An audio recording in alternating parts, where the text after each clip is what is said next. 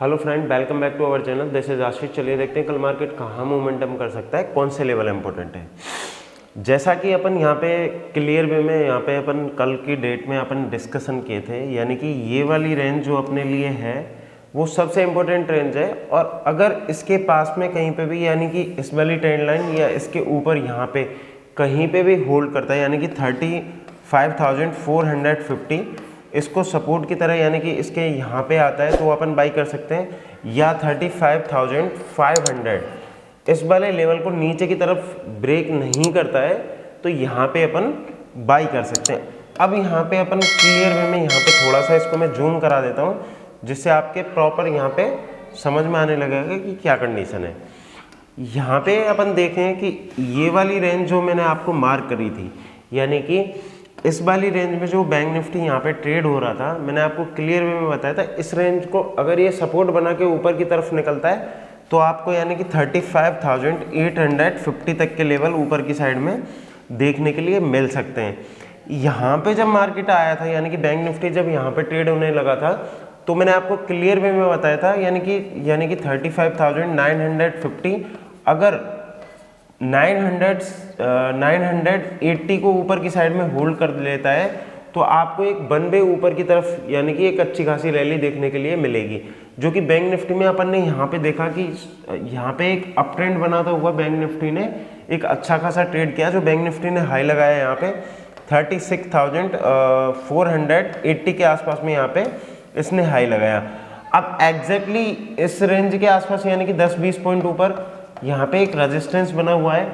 जो रेजिस्टेंस कल की डेट में अपन को एक सेलिंग प्रेशर भी जनरेट करवा सकता है। अगर अपन इसको एक अच्छे तरीके से यहाँ पे देखें कि ये पर्टिकुलर यहाँ से ऊपर की तरफ रैली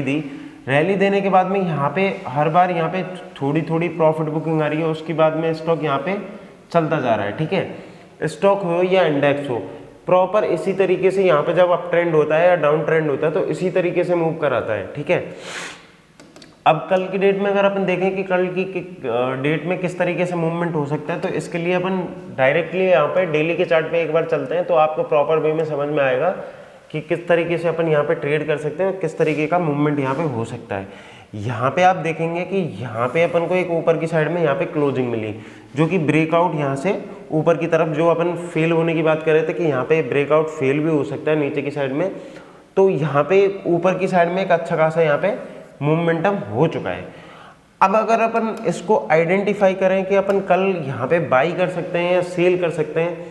वो अपन पीछे की साइड में अगर अपन डेटा उठा के देखें तो यहाँ पे देखो सेम सिनेरियो, यानी कि ये जो कैंडल यहाँ पे जो बाइंग का जो कैंडल बना हुआ है यहाँ पे सेम एग्जैक्टली यहाँ पे भी बाइंग का कैंडल बना हुआ है। ठीक है, सेम एग्जैक्टली ये वाला जो बाइंग प्रेशर जनरेट हुआ था नेक्स्ट डे में, तो एक अच्छा खासा आपको यहाँ पे क्या हुआ था,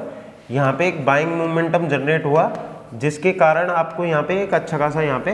प्रॉफिट हुआ। नेक्स्ट डे में ये क्या होता है, यहाँ गैप अप ओपन होता है और गैप अप ओपन होने के बाद में यहाँ पे प्रॉफिट बुकिंग आता है और नीचे इस वाले कैंडल का, यानी कि अगर अपन इस कैंडल को देखें तो यहाँ पे क्या है कि हाफ मोमेंटम यहाँ पे जनरेट हो सकता है, यानी कि गैप अप ओपन हो और गैप अप ओपन होने के बाद में यानी कि मार्केट 36,050 या 36,150 के पास में आए और यहाँ से टर्न अराउंड ऊपर की तरफ होगा, तो ये जो बाइंग मोमेंटम है वो सस्टेनेबल होगा। ठीक है, अगर अपन इसको 15 मिनट के चार्ट पे यहाँ पे आइडेंटिफाई करें कि 15 मिनट के चार्ट पे अपन को किस तरीके से ट्रेड कर सकते हैं, तो उस तरीके का भी अपन यहाँ पे प्लानिंग कर लेते हैं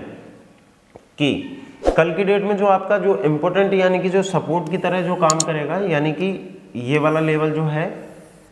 यानी कि 35,500 यहाँ पे अगर आता है आप इमीडिएटली यहाँ पे बाई कर सकते हो। लेवल बहुत नीचे है, यानी कि 1000 पॉइंट नीचे है। आपको लग रहा होगा कि पता नहीं किस तरीके के लेवल बता रहे हैं, लेकिन यहाँ से एक वन वे आपको एक अपसाइड मूवमेंट मिला है। ठीक है, लेकिन अगर अपन राउंडिंग लेवल देखें तो कल की डेट में 36,050 और 36,150 ये एक जो डे वाला सपोर्ट होता है, डे सपोर्ट, उसकी तरह आपको काम कर सकते हैं। ठीक है, डे सपोर्ट की तरह ही आपको यहाँ पे काम करेगा। अगर यहाँ पे आपको दिखता है डे में तो आप यहाँ पे बाई कर सकते हो। बाकी का नीचे ये वाला लेवल है वो अपना, अगर कोई पोजिशनली यहाँ पे बाई करता है तो यही वाला अपना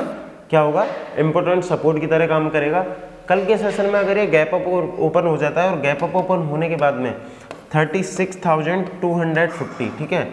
इस वाले लेवल को नीचे की तरफ नहीं ब्रेक करता है और यहीं पे सपोर्ट लेके वापस से ऊपर की तरफ टर्न अराउंड होता है तो एक अच्छा खासा आपको प्रॉफिट मिल सकता है। यहाँ पे भी मैंने बहुत सारे लोगों को, यहाँ पे मैंने आपको कई सारी कॉल्स भी रिकमेंड करी थी जिनमें एक्चुअली क्या होता है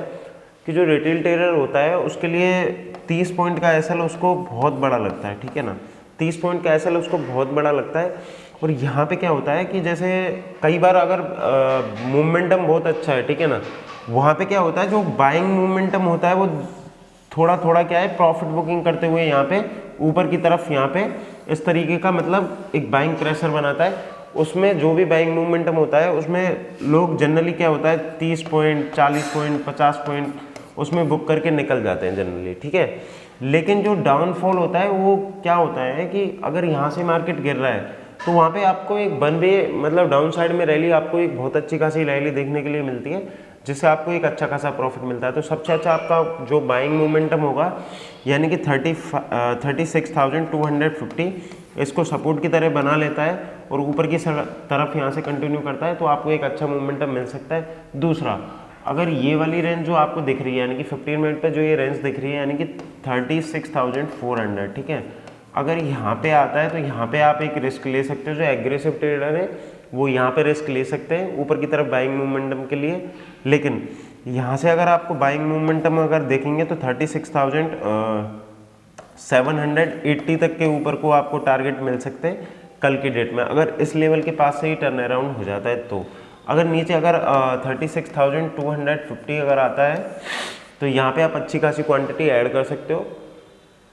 उस कंडीशन में आपको यहाँ पे टारगेट जो रखने होंगे, फर्स्ट टारगेट आपका यही होगा, सेकंड टारगेट आपका जो होगा वो अपना ये वाला होगा। दूसरा, यहाँ पे अगर अपन डेली के चार्ट पे जिस तरीके का मैंने बताया कि इस तरीके का कैंडल बना हुआ है, सेकंड कैंडल आपको बहुत अच्छा खासा बना हुआ है।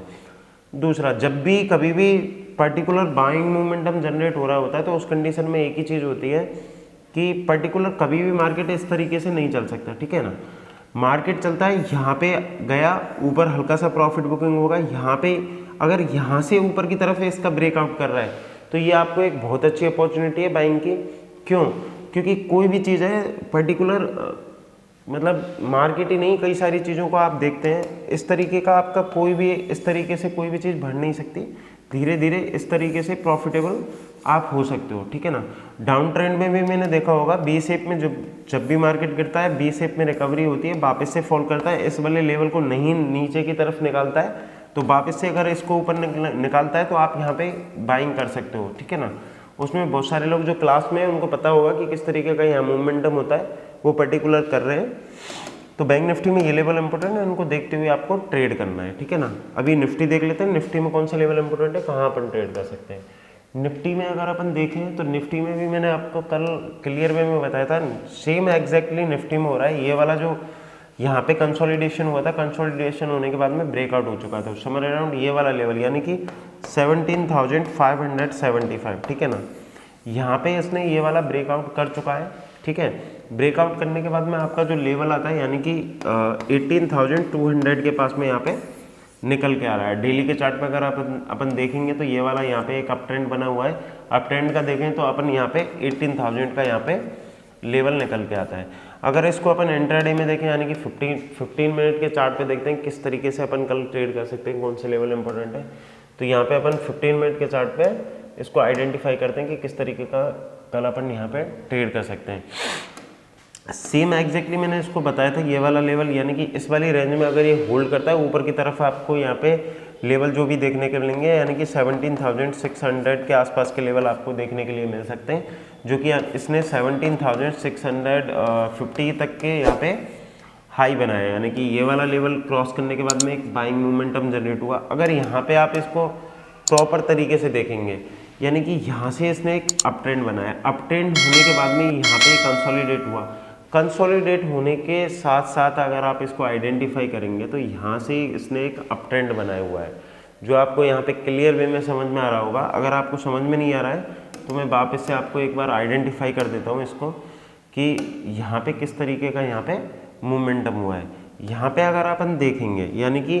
ये वाली रेंज जो बनी हुई थी एग्जैक्टली यहाँ पे इसने सपोर्ट लिया। सपोर्ट लेने के बाद में इसने ऊपर की तरफ एक मोमेंटम किया। ऊपर की तरफ मोमेंटम करने के बाद में इसने स्लो एंड स्टडी यानी कि ऊपर की तरफ यहाँ पे क्या किया, बाइंग मोमेंटम बनाया। और बाइंग मोमेंटम बनाने के बाद में यहाँ से इसने ब्रेकआउट करके एक अच्छी खासी क्लोजिंग दी है, यानी कि